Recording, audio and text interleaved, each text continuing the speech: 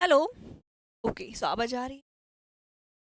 Hello everyone, so voice clear है आप सभी लोगों को? ऑडियो क्लियर है? तो चलिए आ जाइए। Welcome to Riya science classes. मैं दीपशिखा परमार। स्टार्ट करते हैं हम आज के लेक्चर को। कक्षा 10वीं का लेक्चर नंबर 5 लाइफ प्रोसेस से, है ना जी। लाइफ प्रोसेसेस क्या होते हैं हम पहले लेक्चर में डिस्कस कर चुके हैं, इंट्रोडक्शन देख चुके हैं एंड साथ ही साथ हम डिस्कस कर रहे हैं सबसे पहला टॉपिक जो है न्यूट्रिशन। क्या है जी? पोषण। पोषण क्या होता है ऑलरेडी डिस्कस कर चुके हैं। न्यूट्रिशन की बात करें तो टाइप्स ऑफ न्यूट्रिशन में हमने देखा कि 2 टाइप ऑफ न्यूट्रिशन होता है, एक autotrophic nutrition and second is heterotrophic nutrition. क्या होता है जी? Second is heterotrophic nutrition. Clear? तो अब जल्दी से आप बता दीजिए ऑटोट्रॉपिक न्यूट्रिशन क्या होता है। तो इसमें कोई नई चीज नहीं है बिकॉज ये मुझे बहुत अच्छे से आता है, हम पढ़ चुके हैं। ऑटोट्रॉपिक न्यूट्रिशन वो होता है जिसमें एक ऑर्गेनिज्म खुद से अपना फूड प्रिपेयर करता है। भाई हम भी तो खुद से प्रिपेयर कर रहे हैं बट हम किसी के ऊपर डिपेंड कर रहे हैं ना। सो ऑटोट्रॉप में क्या आ जाएंगे? ऐसे ऑर्गेनिजम्स जो किसी पर डिपेंड ही नहीं करते हैं। क्या जी?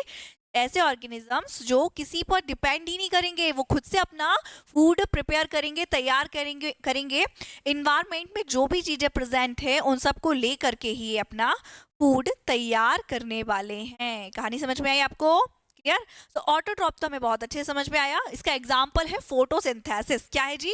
फोटोसिंथेसिस। क्लियर? अब फोटोसिंथेसिस देख चुके हैं, मतलब हम ऑटोट्रॉपिक न्यूट्रिशन को डिस्कस कर चुके हैं। अब हम बात करेंगे किसको जी? हेट्रोट्रॉपिक न्यूट्रिशन को। आ गए ना सभी लोग? Okay okay. हाँ, तो हम डिस्कस करेंगे आज हेट्रोट्रॉपिक न्यूट्रिशन को। आपको नोट्स इसका मिल जाएगा, चिंता नहीं करना है। आज हम सिर्फ समझेंगे कि हेट्रोट्रॉपिक न्यूट्रिशन होता क्या है, स्टेप्स क्या होते हैं, कितने टाइप्स होते हैं, एक्सेप्ट। क्लियर? क्लियर। चलिए, सो हम बात करने वाले हैं कहाँ से? Class 10th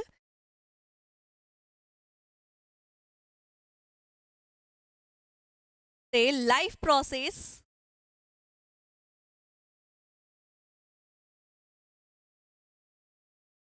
lecture 5। Clear? Lecture 5। Clear जी? कहानी समझ में आई? लेक्चर 5 जिसमें हम बात करेंगे टाइप्स ऑफ न्यूट्रिशन में। किसमें जी?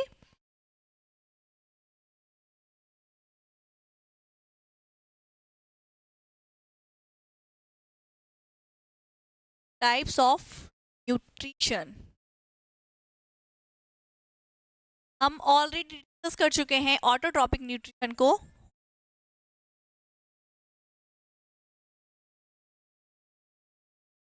और अब हम डिस्कस करने वाले हैं जी heterotrophic nutrition.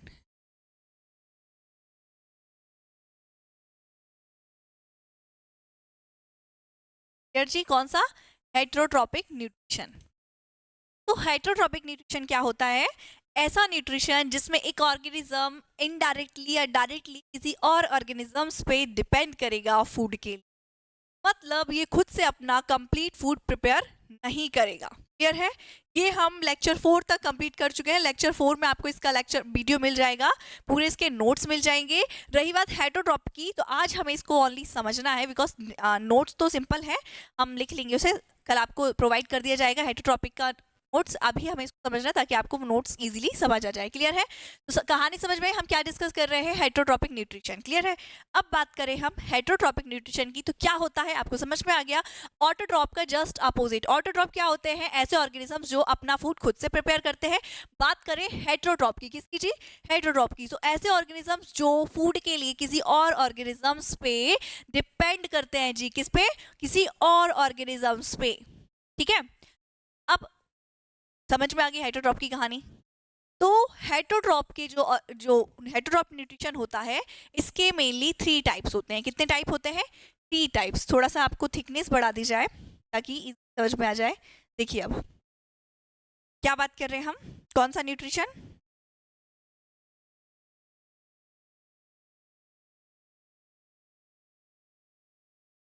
Heterotroph trophic nutrition.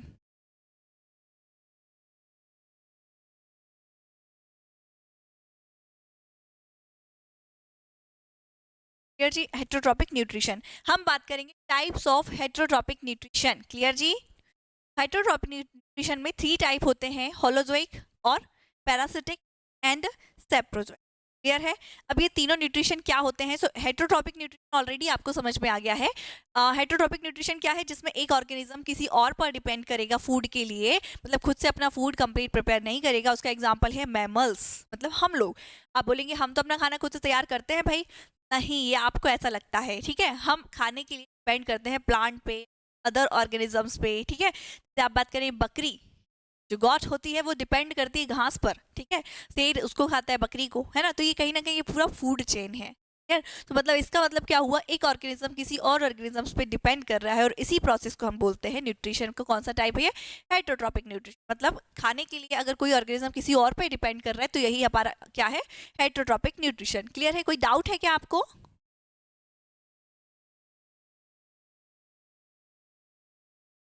Okay, चलिए तो हम बात कर लेते हैं हेटरोट्रॉपिक न्यूट्रिशन की।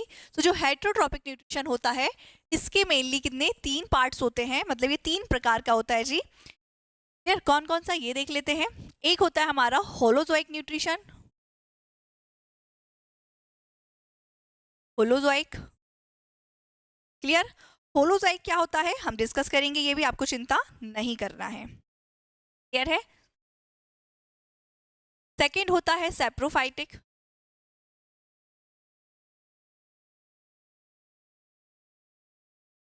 क्लियर जी, सेप्रोफाइटिक। होलोजोइक, सेप्रोफाइटिक याद रखना है आपको, एंड पैरासिटिक।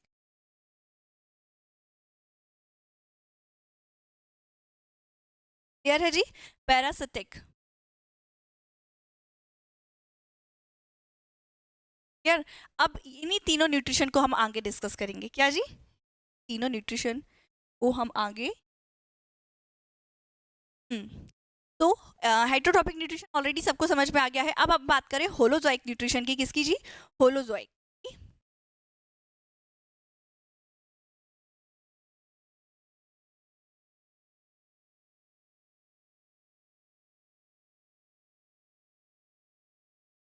तो ये भी क्या है? हेट्रोट्रॉपिक न्यूट्रिशन का ही एक टाइप है।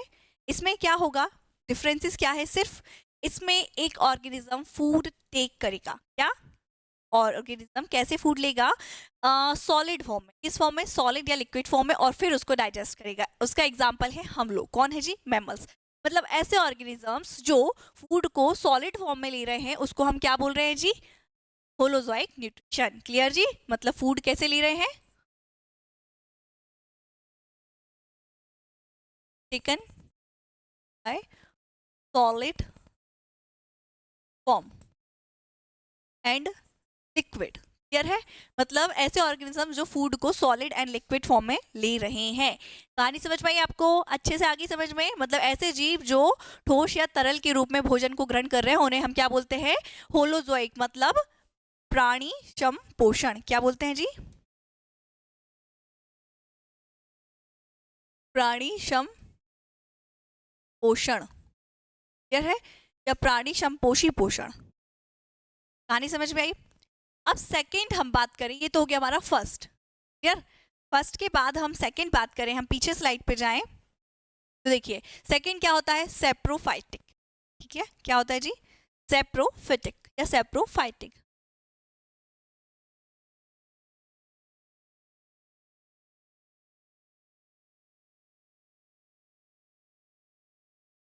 क्लियर। तो सेप्रोफाइटिक क्या होते हैं? सेकंड से बोलते हैं मृत जीवी पोषण।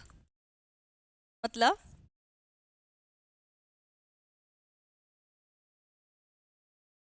सेप्रोफाइटिक ऐसे ऑर्गेनिजम्स जो फूड को कैसे डेड फॉर्म में लेते, मतलब मृत। मतलब ऐसे ऑर्गेनिज्म जो कैसा फूड लेते हैं, उनको मार कर पहले उनको बाहर ही बोल सकते हैं कि डाइजेस्ट कर लेते हैं, देन उसके बाद वो फूड लेते हैं। इन्हें क्या बोलते हैं? सेप्रोफिटिक या सेप्रोफाइटिक न्यूट्रिशन, मतलब मृतजीवी पोषण। फिर आता है पैरासिटिक। क्या आता है जी? पैरा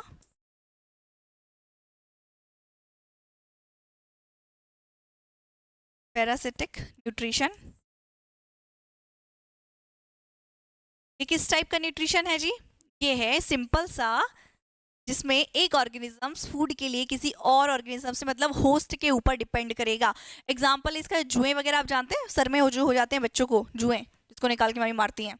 बंदर को भी हो जाते हैं, बंदर की मदर। भी ये सब काम करती है, ठीक है। तो जुएं क्या करते हैं, हमारे ऊपर रहकर वो अपना न्यूट्रिशन लेते हैं, मतलब होस्ट की उन्हें रिक्वायरमेंट होती है। क्लियर है। तो ये 3 टाइप के न्यूट्रिशन होते हैं, बस हमें इनका बेसिक्स देखने थे। क्लियर है, कहानी समझ में आई।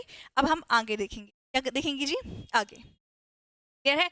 अब हम बात करेंगे कि स्टेप्स ऑफ न्यूट्रिशन। ये तो बेसिक्स हो गए कि न्यूट्रिशन, हेटेरोट्रॉपिक न्यूट्रिशन क्या होता है, ऐसा न्यूट्रिशन जिसमें एक ऑर्गेनिजम्स फूड के लिए किसी और ऑर्गेनिजम्स पे डिपेंड करेगा, देन वो फूड प्राप्त करेगा। इस प्रोसेस को हम क्या बोल रहे हैं जी, हेटेरोट्रॉपिक न्यूट्रिशन। और जो हेटेरोट्रॉपिक न्यूट्रिशन है, इसमें एक होता है होलोजोइक न्यूट्रिशन, फिर दूसरा होता है क्या जी, parasitic and saprophytic nutrition. Clear है। सो बात करें हम होलोजोइक न्यूट्रिशन की, तो ऐसे ऑर्गेनिजम्स जो फूड को सॉलिड फॉर्म में लेते हैं, उसका एग्जांपल है मैमल्स, मतलब हम लोग। एंड सेकंड हम बात करें सेप्रोफाइटिक न्यूट्रिशन, सो ऐसे ऑर्गेनिजम्स जो फूड को कैसे लेते हैं, डेड फॉर्म में, है ना, मतलब पहले ही डाइजेस्ट कर लेते हैं, पहले ही मार देते हैं उनको, पहले ही बाहर डाइजेस्ट कर लेते हैं, देन वो अपनी बॉडी के अंदर इनरोल करते हैं, डालते हैं। इन्हें बोलते हैं हम सेप्रोफिटिक या सेप्रोफाइटिक न्यूट्रिशन, मृतजीवी पोषण। क्लियर। अब होता है पैरासिटिक न्यूट्रिशन, तो ऐसे ऑर्गेनिजम्स जो फूड के लिए किसी और होस्ट पर डिपेंड करते हैं, उसे हम बोलते हैं कौन सा जी, परजीवी पोषण, पैरासिटिक न्यूट्रिशन। क्लियर, कहानी समझ में आई। अब हम बात करें कि हम भोजन को ग्रहण करते हैं तो उसके चरण क्या होते हैं, क्या जी, चरण, कौन से चरण, पैर वाले नहीं, स्टेप्स, क्या जी, स्टेप्स ऑफ न्यूट्रिशन, क्या जी, स्टेप्स ऑफ न्यूट्रिशन। क्लियर है। तो इसमें अमीबा में भी इसको डिस्कस करना है, पैरामीशियम में भी देखना है, और ह्यूमंस के अंदर भी देखना है। तो न्यूट्रिशन को, मतलब हेटेरोट्रॉपिक न्यूट्रिशन जानने से पहले हम देखेंगे क्या, स्टेप्स ऑफ न्यूट्रिशन। क्या जी, स्टेप्स ऑफ न्यूट्रिशन। क्लियर जी, स्टेप्स ऑफ न्यूट्रिशन। अब न्यूट्रिशन की हम बात करें तो हम पहले खुद से ही जोड़ के देख लेते ताकि आपको इजीली समझ में आई। सबसे पहले हम क्या करते हैं, फूड को माउथ में डालते हैं, मतलब फूड को मुंह के अंदर रखते हैं। This process is ingestion. क्या होता है जी, इंजेशन। फिर होता है हमारा डाइजेशन, फिर होता है absorption and assimilation and egestion. Clear है। कोई दिक्कत आ रही है क्या, वॉइस में, वॉइस सब कुछ बढ़िया है ना जी, हाँ जी, क्लियर है। जैसे फॉर एग्जाम्पल के लिए हमने यहाँ पे बनाई हमारी body, human body.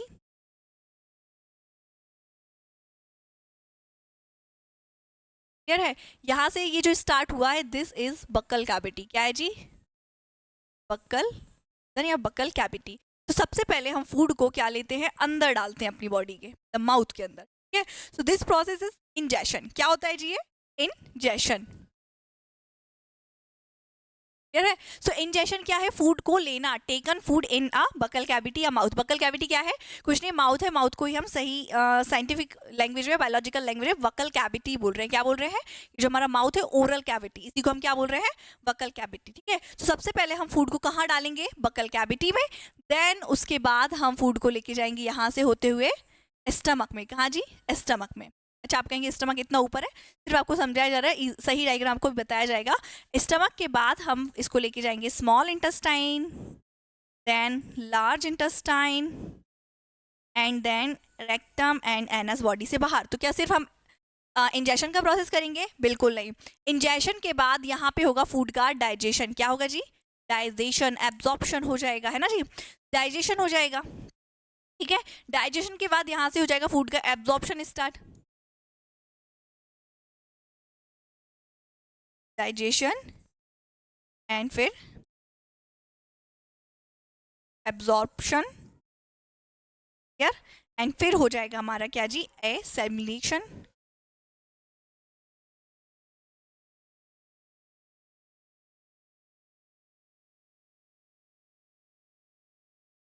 Clear. And then egestion. क्या जी, इजेशन। इजेशन मतलब फूड को, मतलब जो भी फूड है जो डाइजेस्ट नहीं हुआ है, अनडाइजेस्टेड फूड, जिसका बॉडी में कोई भी रिक्वायरमेंट नहीं, ऐसे फूड को हम बॉडी से बाहर निकाल देते हैं, एक्सक्रीट कर देते हैं, और इस प्रोसेस को ही हम क्या बोलते हैं जी, इजेशन। क्लियर है। सो ये है हमारे स्टेप्स ऑफ न्यूट्रिशन। पोषण के चरण, ठीक है। हेटरोट्रॉपिक न्यूट्रिशन में जो स्टेप्स आते हैं वो ये हैं। सबसे पहले हम लेंगे इंजेशन, मतलब फूड को अंदर साइड लेंगे बॉडी के, मतलब माउथ में रखेंगे। देन स्टमक में आने के बाद यहाँ से डाइजेशन का प्रोसेस स्टार्ट हो जाएगा एंड देन एब्जॉर्प्शन होगा, फिर एसिमिलेशन हो जाएगा, फिर लास्ट में जो अनडाइजेस्टेड फूड है वो बॉडी से रिमूव हो जाएगा, ठीक है। कहानी समझ में आई?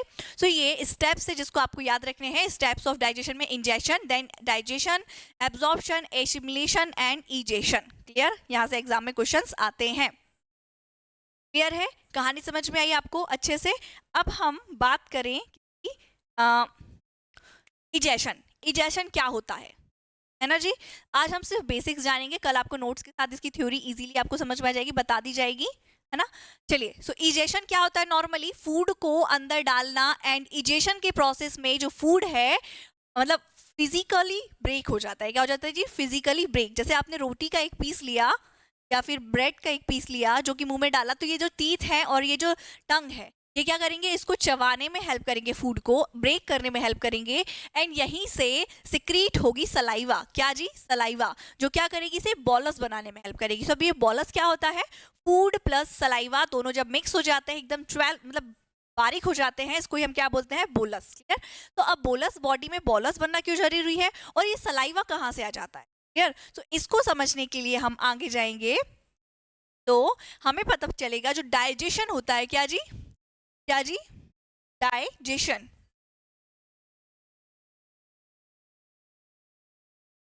इसमें इसे 2 पार्ट्स में हम डिवाइड करते हैं। एक होता है हमारी alimentary canal,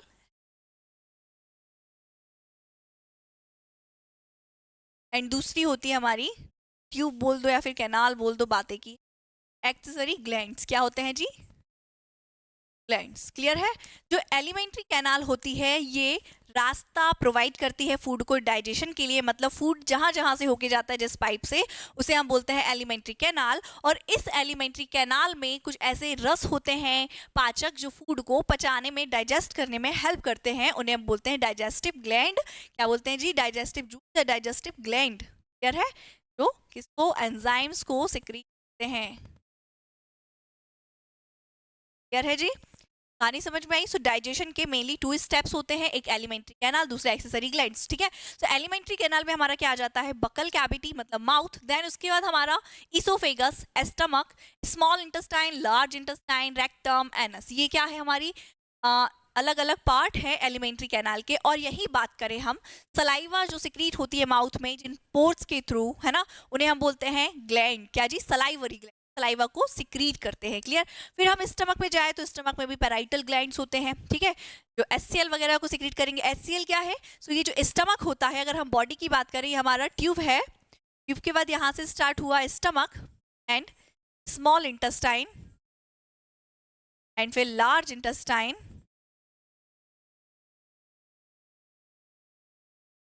rectum, anus. Clear? So ये जो है ये पूरा क्या है हमारा जी? ये है हमारा एलिमेंट्री कैनाल। क्या है? Alimentary canal. अब ये जो एलिमेंट्री कैनाल है इसके बीच में अगर हम बात करें, ये माउथ वाला रीजन है, कौन सा जी? माउथ वाला। जब हम खाना खाते हैं तो यहाँ पे सलाइवा बनती है ना, सलाइवा जिसके थ्रू बनती है वो उन्हें बोलते हैं हम ग्लैंड, ठीक है। अब यहीं पे क्या होता है? फिजिकली फूड ब्रेक हो जाता है। बात करें हम स्टमक की, तो स्टमक में भी ऐसे ग्लैंड्स प्रेजेंट होते हैं जो सिक्रीशन करते हैं, और जो फूड है ना बोलस के फॉर्म में, इसे इसमें जो भी मतलब इंपॉर्टेंट बोल सकते हैं हमारी बॉडी के लिए मिनरल्स हैं, एलिमेंट्स हैं, उनको यहाँ से डाइजेस्ट कर लेता है। क्या कर लेता है जी? डाइजेस्ट कर लेता है। तो यहाँ पे भी एंजाइम्स आ रहे हैं, मतलब ग्लैंड प्रेजेंट है। क्लियर है? फिर यहाँ पे एक ग्लैंड होता है जिसे हम बोलते हैं पैनक्रियास, जो कि एक हेट्रोक्राइन ग्लैंड होता है, मतलब जो एक्सोक्राइन एंडोक्राइन दोनों ही फंक्शन को फॉलो करता है। अभी एक्सो एंडो क्या होते हैं? सो ऐसे ग्लैंड देखिए, एक्सोक्राइन वो ग्लैंड होते हैं जो क्या करते हैं?